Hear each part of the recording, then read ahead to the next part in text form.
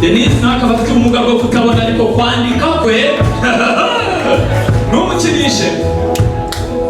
Mushimiyimana Denise nubwo ari umunyeshuri ufite ubumuga bwo kutabona ntibyamubujije kuba mu ba mbere mu marushanwa yo kwandika inkuru zijyanye n'ubukerarugendo. Denise kimwe na Ndarifite Blaise Yasini ufite ubumuga bwo kutumva no kutavuga wo mu karere ka Rubavu bose bashimangira ko kuba bararushanyijwe n'abandi bana badafite ubumuga ariko bakaza mu ba mbere byaberetse ko bagomba gukomeza kwiyungura ubumenyi ndetse banatinyura bagenzi babo bafite ubumuga nabo gutinyuka. Ubwitangamutsiko twari dufite yavugaga ku hantu wasura ukagira ibintu bijyanye n'umuco nyarwanda. Mbere na mbere abana nyine bameze nkanjye. Buriya ibintu byose bituruka ku mubyeyi wakubyaye ataguhaye opportunities ngo umwereke uwo uriwe ni ibintu bitashoboka. Gusa nyine nawe wowe ufite ubumuga n'iwanyu bataguha amahirwe tugerageze ubereke ko hari icyo ushoboye kuko urashoboye, kuko ufite ubumuga runaka ntabwo bikubuza kuba hari icyo wakora. Mu rurimi rw'icyongereza nk'uko bisanzwe bavuga ngo disability is not an ability. Nyicara numvaga mfite ubwoba, umutima uri gutera, wenda nshobora kuba naratsinzwe, ariko nizeye Imana ko ivuga ati nimba bizaba biraba koko. Noneho nagiye kumva numva bavuze izina ryanjye numva ndishimye cyane, rero ndashima Imana ati nzakomeza, ngomba gukomeza, nanashaka nanabyara nzakomeza nandike rwose, niyo nazajya mu ijuru nzakomeza nandike.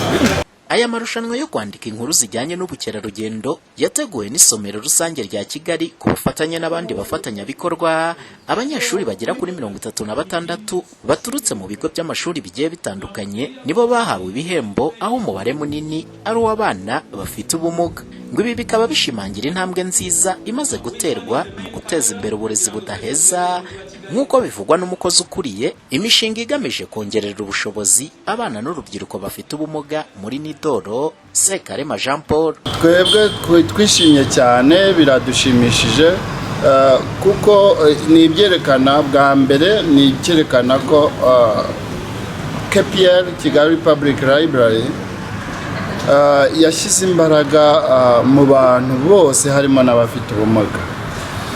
Ni ibyerekana ko umwana ufite ubumuga ntabwo agomba kujya kwicara mu ishuri gusa, ahubwo agomba no gukora competition nk'uko mwabibonye abana bafite ubumuga butandukanye bagiye babibereka.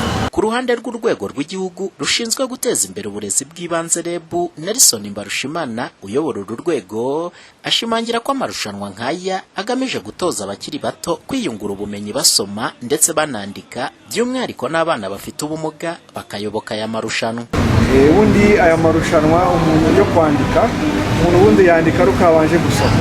Rero bishatse kuvuga yuko mu gihe aya marushanwa ategurwa nk'aho tuba tubwiye abana cyangwa se abanyeshuri ati mugende musome kugira ngo muzabone no mwandika.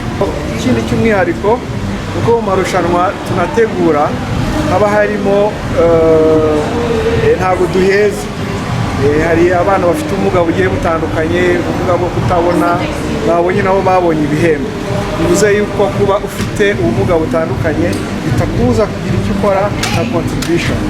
Muri urwo rwego rero tunifuza yuko n'ababyeyi baba bafite abana bafite ubumuga bugiye butandukanye yuko abo bana barashoboye. Nabonye ko abenshi banatsinze ari bo.